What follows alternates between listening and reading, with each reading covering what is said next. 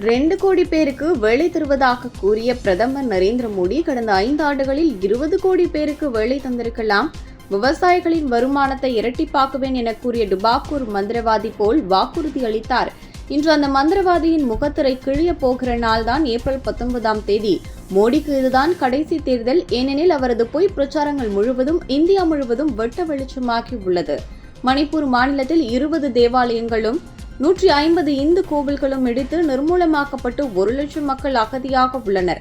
மணிப்பூர் மாநிலத்தில் 2 பெண்கள் நிர்வாணமாக்கப்பட்டு பாலியல் வன்கொடுமைக்கு ஆளாக்கப்பட்டுள்ளனர்.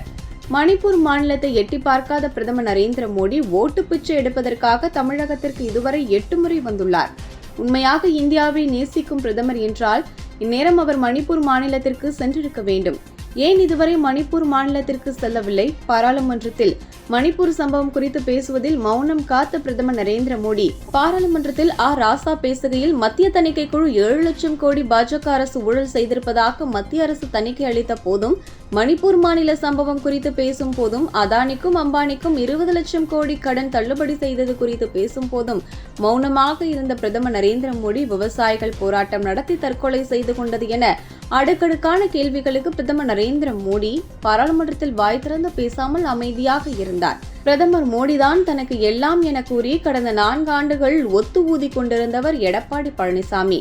குடியுரிமை திருத்த சட்டம் ஆதரித்து பாராளுமன்றத்தில் வாக்களித்தது, விவசாயிகளுக்கு எதிரான சட்டத்தை ஆதரித்த எடப்பாடி பழனிசாமி தற்போது நாங்கள் சுயமரியாதையோடு இருக்கிறோம் என கூறி மத்திய அரசிற்கு ஒத்து ஊதி கொண்டிருந்தவர் எடப்பாடி பழனிசாமி என்றும் திமுக கொள்கை பரப்பு செயலாளரும் பட்டிமன்ற பேச்சாளருமான திண்டுக்கல் லியோனி மன்னார்குடியில் திமுக வேட்பாளர் முரசொலியை ஆதரித்து வாக்கு சேகரித்த போது பேசினார். எடப்பாடி பழனிசாமி பாஜகவுடன் கள்ள கூட்டணி வைத்திருப்பதால் தான் இதுவரை பிரதமர் மோடியை எதிர்த்து ஒரு வார்த்தை கூட பேசவில்லை என்றும் அவர் தெரிவித்தார்.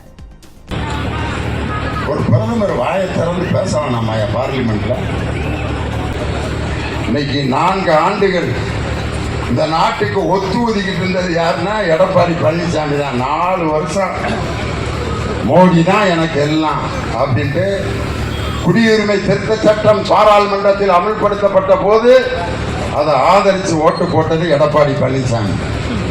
விவசாயிகளுக்கான சட்டம் எதிரான சட்டம் இயற்றப்பட்ட போது அதை ஆதரித்தவர் எடப்பாடி பழனிசாமி. இப்ப சுயமரியாதையோடு நாங்கள் வெளியே வந்திருக்கிறோம். ஒரு நாதஸ்வர கச்சேரி நடந்து திருப்பி ஓதிட்டு இருக்காரு.